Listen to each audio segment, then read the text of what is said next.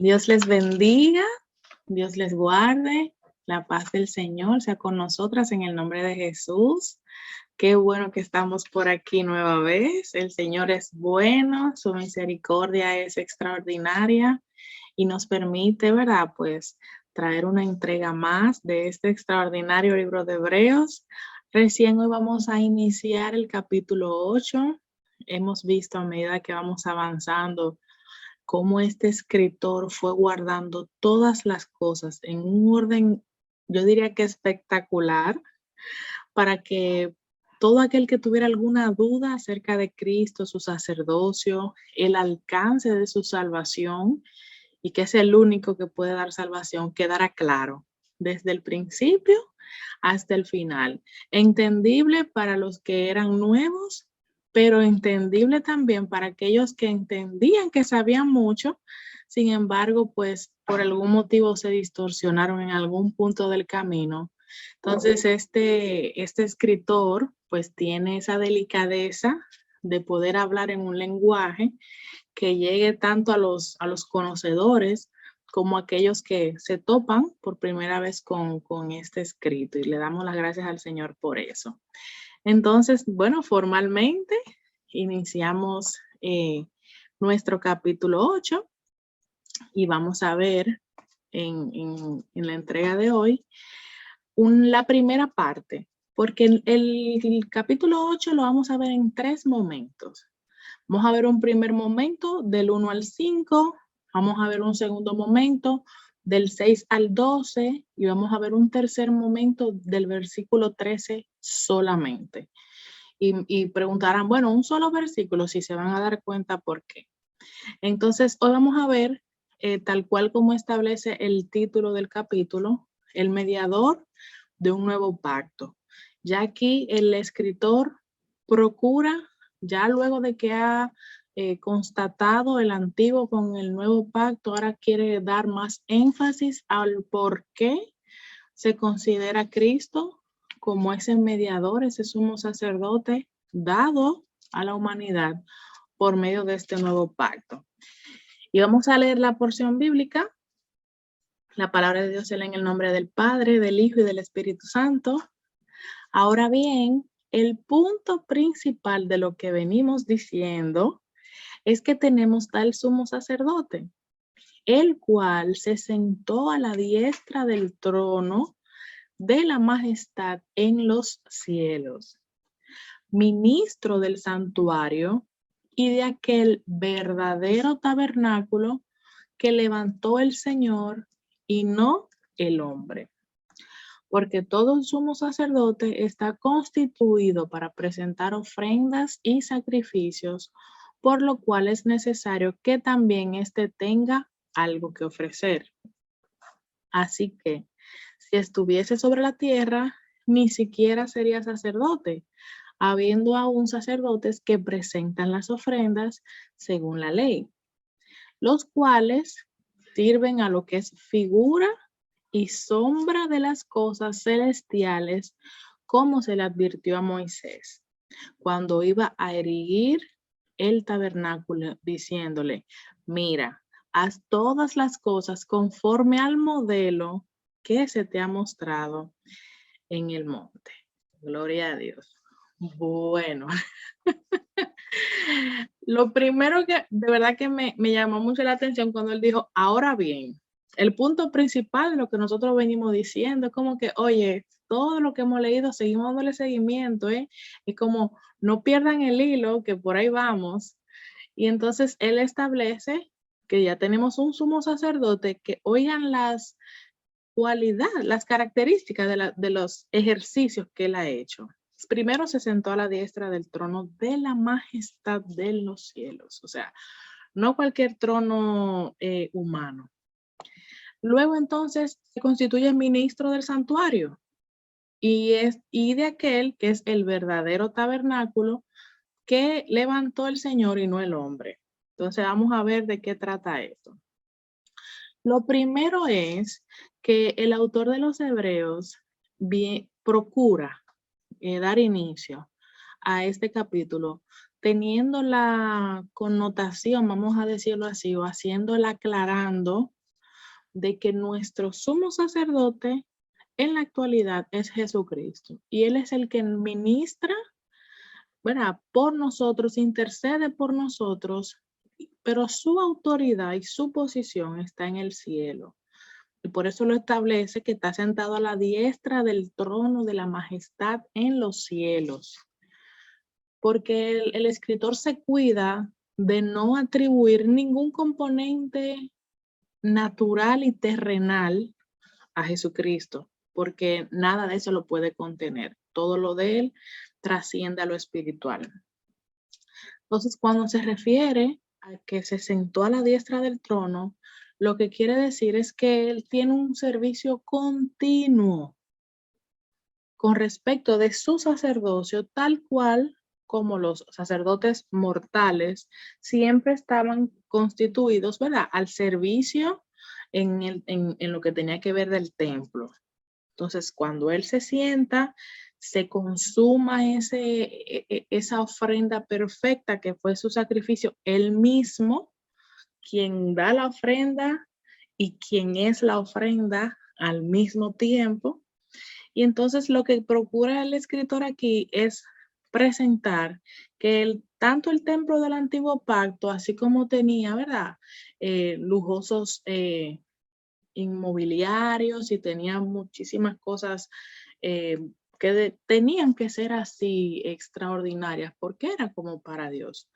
Entonces, nada de eso se compara con la diestra del trono de la majestad en los cielos. Nosotros pudiéramos pensar en el lugar más ostentoso, más fino, más rico y poderoso que pudiera existir en la tierra. Y me refiero a que hayan paredes de 24 quilates con cerrojos de diamante y todas esas cosas que pudiéramos imaginar. Todo eso perece delante del trono de la majestad en los cielos, donde está sentado Jesucristo, que es el que ha sido constituido como sumo sacerdote de la humanidad y específicamente también de los que le han recibido, porque recuerden que Dios, dentro de su providencia, provee, protege y sostiene aún al que no es hijo de él, pero aún más al que es hijo y le acepta y le recibe a él como padre, pero recibe también el sacrificio de su hijo. Por eso no es lo mismo ser criatura de Dios que ser hijo de Dios. Ese tema lo tenemos claro, ¿verdad?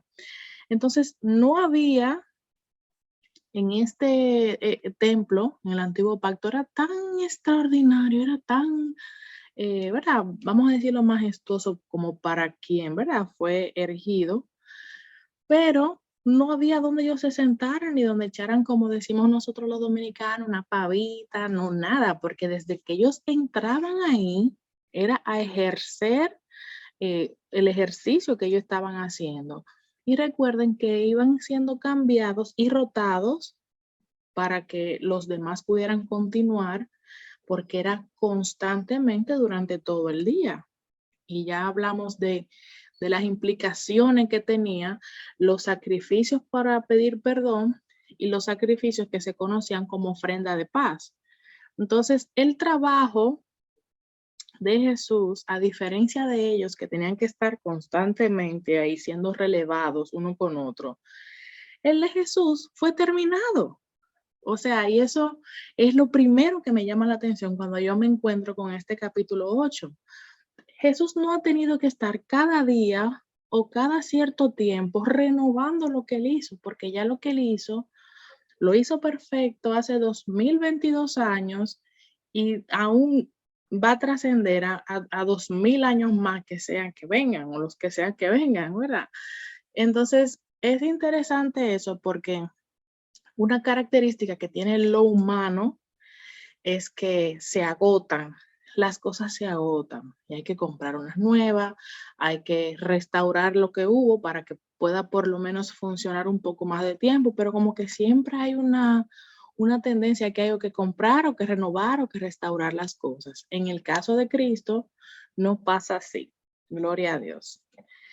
Entonces, cuando dice ministro del santuario y de aquel verdadero tabernáculo, entonces no es que Jesús sirve a un templo terrenal, sino que él sirve al verdadero engranaje, vamos a decirlo así, que, que pensó y que orquestó Dios Padre para que pudiera entonces todo eso que él hizo una vez y para siempre pudiera alcanzar a toda la humanidad y aquella que lo recibiese como Salvador y como Señor. Así que el tabernáculo de Moisés y luego todos los arreglos que se hicieron más adelante fueron hechos por el hombre y nos vamos a dar cuenta que es como una sombra, es una figura, pero aún así estaba terrenal, iba a perecer y de hecho pereció, que esa es la tarea que tenemos para esta semana. Entonces, algunos han supuesto que el verdadero tabernáculo, y aquí quiero que nos detengamos, porque el escritor de donde yo comparto este comentario siempre tiene unas observaciones muy atinadas. Y él dice que hay algunos que entienden que el verdadero tabernáculo es la iglesia o es el cuerpo terrenal de Jesús.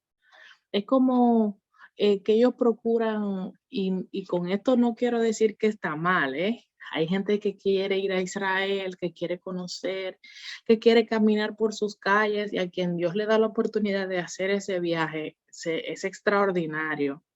Pero hay una línea que divide lo de, bueno, Dios me ha permitido visitar ese lugar para yo entender que verdaderamente Cristo pisó la tierra y forma parte de nuestra historia. Y otra cosa es como idolatrar en cierto punto los lugares, ¿verdad? Y las construcciones por donde él pasó más que a él mismo, más que adorarle a él. Entonces, ahí nosotros nos tenemos que cuidar.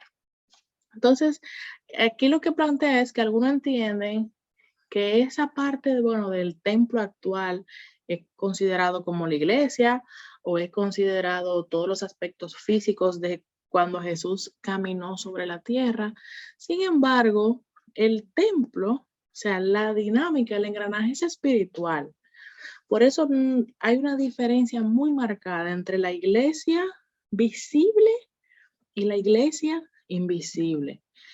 La iglesia visible es toda aquella persona que forma parte de una congregación, que es bendecido con una palabra, que desarrolla sus dones y talentos, que comparten con fraternidad con los hermanos y que es fortalecido y su carácter es trabajado. Bien. Pero la iglesia espiritual verdaderamente tiene todo eso. O sea, hay una dinámica espiritual de que no todo el que está físicamente necesariamente es iglesia de Cristo. Y eso nos llama a nosotras la atención de cuestionarnos a nosotras mismas y ponernos en un espejo y preguntarnos, ¿soy iglesia visible? O sea, ¿soy solamente un cuerpo que se siente en una silla y va y aplaude y no hace más nada? ¿O yo formo parte verdaderamente del engranaje por medio del cual Dios permitió que Cristo viniera a la tierra y que formara todo esto de lo que me están hablando en este capítulo 8 y que yo formo parte de eso? Y que aquel día cuando suene la trompeta yo iré a encontrarme con mi Señor. Son dos cosas muy diferentes. Entonces es importante que nosotros entendamos y hagamos entender por medio de las escrituras a las personas que están a nuestro alrededor que no es con que nosotros no nos perdamos nada, siempre estemos asistiendo a todo, porque de hecho la palabra de Dios dice que tenemos que congregarnos, porque eso es importante para el crecimiento, pero que junto con eso verdaderamente permitamos al Espíritu Santo que nos transforme, que transforme áreas en nuestra vida, para pasar de ser una iglesia visible, ocupar un banco, ocupar, ¿verdad?, un espacio, a formar parte del verdadero engranaje eclesiástico que Dios ha preparado para su iglesia en esta dispensación de la gracia, que son dos cosas diferentes. Entonces, luego él explica en el verso 3, que todo sumo sacerdote está constituido para presentar ofrendas y sacrificios. Ese fue el motivo, uno de los motivos por el cual se construyó el templo, para que todo aquel que supiera que tiene esa necesidad de poder accesar a la gracia y a la misericordia de Dios, pudiera ir y ofrendar sacrificios para poder tener ese acceso, que era un acceso limitado, entre tanto venía Cristo. Sin embargo, se espera que en Cristo haya algo que Él también tenga para ofrecer. Por eso ya esa respuesta ya nosotras la tenemos, ¿verdad? Y es que Él fue al ofrecimiento, pero se ofreció a Él mismo a la vez, ¿ok?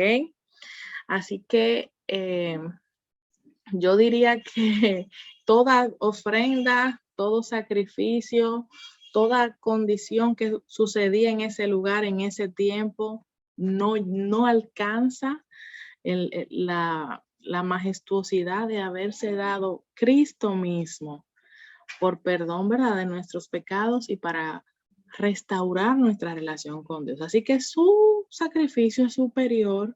Por eso es que su sacrificio es, aparte de ser superior, también su sacerdocio es superior, porque Él entregó su propia vida. Le entregó una sola vez y no ha sido necesario que nadie más, ni Él mismo, tenga que volver a expiarse, porque su sacrificio fue perfecto. Gloria a Jesús. Entonces, cuando dice que Él también necesitaba tener algo para ofrecer, ahí hay una parte que es muy importante, y es que en la parte terrenal Él no podía ofrecer nada, Él no podía presentarse, porque como vimos anteriormente, Él pertenecía a la tribu de Judá, y esa no era la tribu seleccionada y separada para aspectos de sacerdocio. Por lo tanto, no iba a ser posible.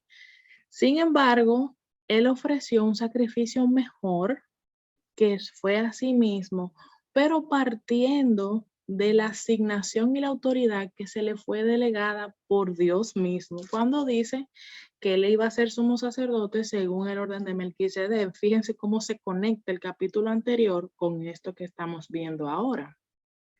Entonces, si él era medido, vamos a decirlo así, por la lupa terrenal, él no podía, no tenía nada, no tenía esa autoridad para venir físicamente.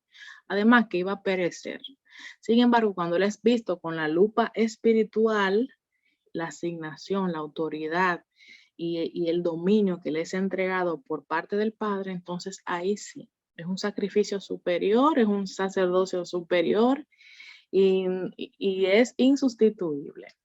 Entonces, si él estuviese sobre la tierra, ni siquiera sería sacerdote, porque habiendo aún sacerdotes que presentan las ofrendas según la ley. Claro, si de manera terrenal lo ubicaban al lado de un descendiente de la tribu de Leví, todo el pueblo iba a cuestionar, porque de hecho este libro se basa en eso, en que hay ciertas cuestionantes con respecto de eso, y el escritor está poniendo, como decimos nosotros, los puntos sobre la I. Pero imagínense que él dice, no, pues ahora yo voy a retomar ciertas cosas del sacerdocio de Leví. No lo van a permitir. Entonces, por eso es que el escritor expresa esta parte aquí. Y ellos servían como lo que nosotros conocemos, figura y sombra de las cosas celestiales. Y las que tomaron el estudio bíblico, los métodos de estudio bíblico en la entrega pasada, nos dimos cuenta de que era una figura, que era un tipo y que era una sombra. Son esos conceptos celestiales que Dios va introduciendo desde el Antiguo Testamento de forma terrenal y natural, para luego transicionar a la gente a lo espiritual por medio de Cristo. Es como que en el antiguo pacto se tenían que hacer cosas de manera terrenal y física que fueran preparando la llegada de Cristo, y que cuando ya Él estuviera en el sacrificio, hiciera el sacrificio perfecto, pues entonces todo eso que se venía haciendo es sustituido por una forma más perfecta de hacerlo, porque el más perfecto es quien lo va a hacer a partir de ahora.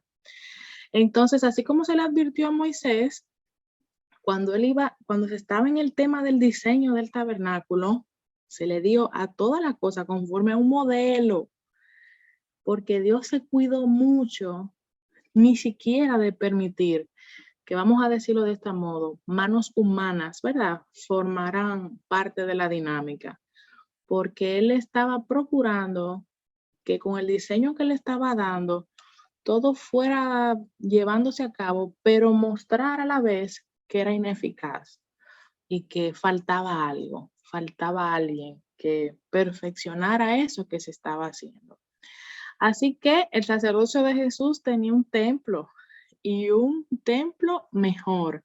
Y vimos ahorita que es la diestra, o sea, el trono, sentado a la diestra en el trono, y no hay nada que se le pueda comparar a eso, ¿ok? Entonces, dentro de esta parte, por ejemplo, él hubiera tenido que construir algún otro templo. Ahí hubiera habido una situación. Déjenme decirle que estos primeros 5 versículos me han hecho entender todo lo que tiene que ver con la construcción del templo, el templo de Salomón y todo eso, no desde una perspectiva espiritual, como nosotros estamos acostumbrados a conocerlo. La vestidura del sacerdote, el lavacro, el lugar santo, el lugar santísimo, sino como un aspecto histórico. ¿Qué pasó desde que se levantó, vamos a decirlo así, ¿verdad? El primer diseño para hacer ese templo, y qué fue pasando después? ¿Y por qué Dios desechó eso que en un principio había sido, ¿verdad?, construido y diseñado para poder servir como puente de sacrificios y de ofrenda de paz? Y es precisamente por eso, porque al ser inferior y al ser terrenal, eh, iba a llegar a un declive. Y cuando veamos el tema de la historia, nos vamos a dar cuenta que de hecho se involucraron personas y se involucraron dinámicas políticas que desvirtuaron el propósito inicial de para qué fue hecho el templo. Entonces, Jesús era el único calificado para poder servir en lo espiritual. Había muchos que estaban calificados para servir en lo terrenal, pero su tiempo de servicio era también limitado. Sin embargo, cuando ese servicio terrenal finalizaba, tenía esa persona que ser sustituido por otro, ya sea por vejez o sea por muerte, como lo vimos anteriormente. Sin embargo, el servicio que presenta Cristo para con nosotros, o sea, para nosotros, es un servicio celestial, superior, perfecto y eterno, que también lo vimos anteriormente. Así que no es que Él envejece, no es que Él se cansa, no es que Él lo sustituye, no. Donde Él ya fue colocado y ubicado, ahí está, ahí ha estado, ahí está y ahí estará. Gloria a Jesús. Entonces, algún aspecto que también salió a relucir en estos primeros versículos es el por qué Dios quiso que se guiara de un modelo. Y es que Dios no deja las cosas para que sean improvisadas. Esto es algo que me llevo de este primer encuentro en este capítulo. Dios siempre, a pesar de que en un futuro algo iba a ser ineficaz, iba a ser terrenal o iba a ser, ¿verdad?, temporal, aún así Él le prestaba dedicación, o sea, Él diseñaba algo bien hecho, porque Él entendía que para que algo fuera hecho para Él, tenía que hacerse en excelencia, a pesar de que era terrenal, pero tenía que hacerse de manera excelente. Por eso, cuando usted de verdad se sienta a ver cómo era la dinámica en el templo, usted dice que esa era una empresa extraordinaria. De hecho, muchas personas en la actualidad toman aspectos de liderazgo empresarial y de dinámica de trabajo en equipo y todas esas cosas de aspectos de la Biblia. Y este aspecto del templo y de cómo cada quien operaba de donde estaba y lo hacía, y nadie se involucraba en lo del otro, sino que hacía lo que le correspondía, y cómo eso diario se iba desarrollando sin ningún tipo de, vamos a decirlo así, de error, sino que todo el mundo sabía lo que tenía que hacer. Aún en asuntos gerenciales se toma este templo de ejemplo, o sea, este diseño, por así decirlo. Entonces, wow, cuando yo veo que se toma incluso de ejemplo y que luego este escritor me dice que eso fue sombra, figura y fue un diseño previo al plan real que tenía Dios por medio de Jesucristo, yo digo, bueno, pues lo que está preparándose en el cielo y la dinámica de la eternidad, eso es una cosa que de verdad que no nos llega el entendimiento. Así que sí, hay un templo celestial que sirvió como modelo para el templo y el tabernáculo terrenal. Pero ese templo y ese tabernáculo terrenal nunca podrá mostrar el verdadero esplendor, majestuosidad y eternidad que tiene el templo celestial. Y eso es muy importante que nosotros lo sepamos. Así que ese aspecto sigue siendo un misterio porque no es hasta que nos encontremos con él y celebremos su victoria y veamos todo y lo veamos a él tal cual es, no vamos a poder entender eso. Así que ya usted se imagina todo eso que fue preparado en lo terrenal, toda esa, ¿verdad?, excelencia y toda esa, wow, no se compara.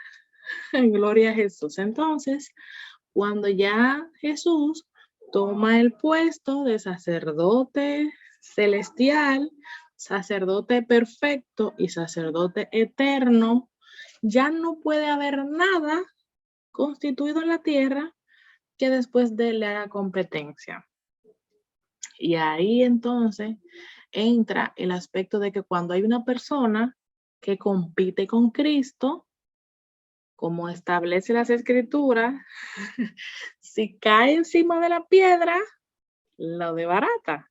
Pero si la piedra le cae encima, lo desmenuza. Entonces, todo lo que constituya competir con Cristo, sabemos que por más esplendoroso que se vea, ni va a ser superior, ni va a ser perfecto, ni va a ser eterno como es Cristo.